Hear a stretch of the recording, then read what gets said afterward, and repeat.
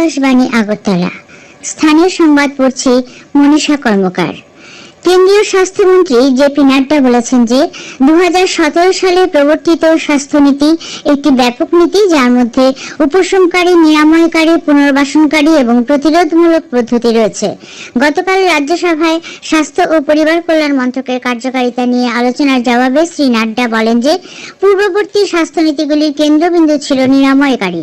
তিনি আরো বলেন যে নরেন্দ্র মোদী সরকার অ্যালোপ্যাথির পাশাপাশি আয়ুষের উপরও জোর দিয়েছে।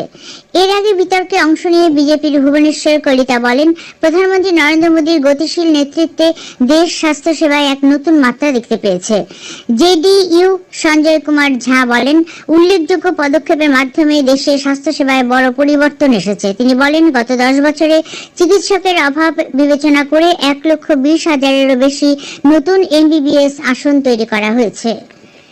কেন্দ্রীয় মন্ত্রিসভা গতকাল কম মূল্যের ভীম ইউপিআই লেনদেন প্রচারের জন্য একটি উৎসাহ ভাতা প্রকল্প অনুমোদন করেছে। এই প্রকল্পটি আনুমানিক 1,500 কোটি টাকা ব্যয়ে বাস্তবায়িত হবে।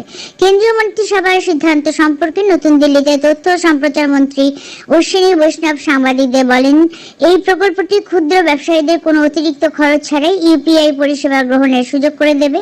তিনি বলেন, ক্ষুদ্র ব্যবসায়ীদের 2,000 টাকা পর্যন্ত লেনদেনের জন্য প্রতি লেনদেন মূল্যে 0.15% হারে প্রণোদনা বা উৎসাহ ভাতা প্রদান করা হবে। আগামী 23 মার্চ আগরতলায় রাজ্য বিধানসভা ভবনে বিকশিত ভারত ইয়ুথ পার্লামেন্ট প্রতিযোগিতা অনুষ্ঠিত হবে। রাজ্যের সবকটি জেলা থেকে নির্বাচিত 40 জন প্রতিযোগী ইয়ুথ পার্লামেন্ট প্রতিযোগিতায় অংশগ্রহণ করবেন।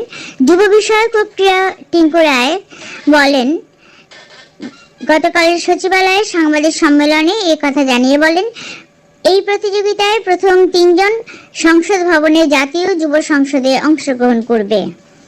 এনআইটি আগরতলায় এবং IIIT আগরতলা যৌথ উদ্যোগে এনআইটি আগরতলায় দুদিনের শিল্প কারিগরি ভিত্তিক শিক্ষামূলক আলোচনা সভা আইটিএ কনক্লেভ গতকাল শেষ হয়েছে। সমাপ্তি অধিবেশনে গতকাল IIIT আগরতলা অধিকর্তা ডক্টর অভয় কুমার বলেন, প্রধানমন্ত্রী নরেন্দ্র মোদীর বিকশিত ভারতের স্বপ্ন পূরণের উদ্দেশ্যে এই ধরনের শিল্প কারিগরি ভিত্তিক শিক্ষামূলক কর্মসূচির আয়োজন।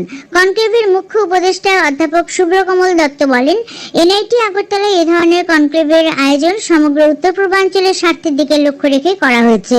এর আগে আকাশবাণী আগরতলার সঙ্গে এক সাক্ষাৎকারে এনআইটি আগরতলার অধিকর্তা অধ্যাপক শরৎ কুমার পাত্র বলেন, এ ধরনের উদ্যোগ উত্তর পূর্বাঞ্চলের বহু ছাত্রছাত্রীদের শিল্পক্ষেত্রে কর্মসংস্থানের সুযোগ তৈরি করে।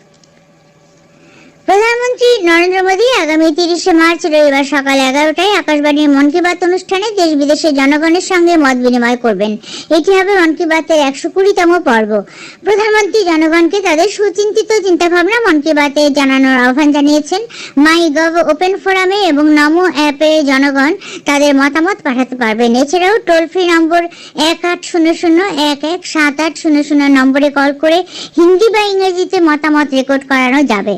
জনগণের পরামর্শ এ মাসের 28 তারিখ পর্যন্ত গ্রহণ করা হবে। এছাড়াও 1922 নম্বরে মিস কল দিলে যে লিংক পাওয়া যাবে তাতেও SMS করা যাবে।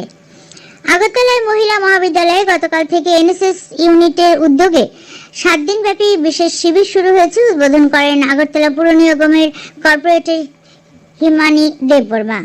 এডিসির উদ্যোগে মোহনপুর মহকুমার অভিচরণ বাজারে 3 কক্ষের দোকানঘর উদ্বোধন করা হয়। এই দোকানঘর নির্মাণে ব্যয় হয়েছে 9,82,000 টাকা। এডিসি পূর্ত বিভাগের নির্বাহী সদস্য রুনেল দেববর্মা গতকাল ফিতা কেটে দোকানঘরের উদ্বোধন করেন। অভিচরণ ভিলেজ কমিটির চেয়ারম্যান সুকুমার দেববর্মা অনুষ্ঠানে সভাপতিত্ব করেন।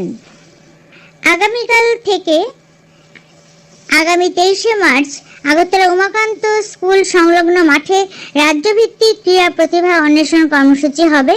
ক্রীড়ামন্ত্রী টিঙ্কু রায় এ খবর জানান। তিনি বলেন, স্কুল স্তরে ক্রীড়া বিষয়ে যাদের দক্ষতা রয়েছে তাদের প্রতিযোগিতার মাধ্যমে বাছাই করা হবে। পরে বাছাই করা প্রতিভাদের প্রশিক্ষণের মধ্য দিয়ে আগামী দিনের জন্য তৈরি করা হবে। ব্লক স্তর থেকে জেলা স্তর পর্যন্ত এই প্রক্রিয়া ইতিমধ্যেই শেষ হয়েছে। উত্তর পূর্বাঞ্চলের প্রথম দাবাড়ু হিসেবে মহিলা ক্যান্ডিডেট মাস্টার নন পেলেন রাজ্যের আন্তর্জাতিক দাবাড়ু অর্ষিয়া দাস। আন্তর্জাতিক দাবা ফেডারেশন থেকে এই নর্ম দেওয়া হয়েছে। এর আগে পুরুষ বিভাগে রাজ্যের প্রসেনজিৎ দত্ত এই নর্ম পেয়েছিলেন। বর্তমানে অর্ষিয়ার আন্তর্জাতিক রেটিং 2170। রাজ্যের এই তারকা দাবাড়ু জানান, আগামী দিনে রাজ্যের প্রথম মহিলা গ্র্যান্ড মাস্টার হওয়া তার লক্ষ্য। আজ দুপুর পর্যন্ত আবহাওয়া পূর্বাভাসে জানানো হয়, আকাশ আংশিক মেঘলা থাকবে, বিক্ষিপ্তভাবে কোথাও কোথাও হালকা থেকে মাঝারি বৃষ্টি হতে পারে। আগরতলা আজ ভোরে সর্বনিম্ন তাপমাত্রা ছিল 24.6 ডিগ্রি সেলসিয়াস। দিনের সর্বোচ্চ তাপমাত্রা থাকবে 33 ডিগ্রির কাছাকাছি। স্থানীয় সংবাদ এখনকার মতো শেষ হলো। পরবর্তী বাংলা স্থানীয় সংবাদ প্রচারিত হবে আজ সন্ধে 7:55।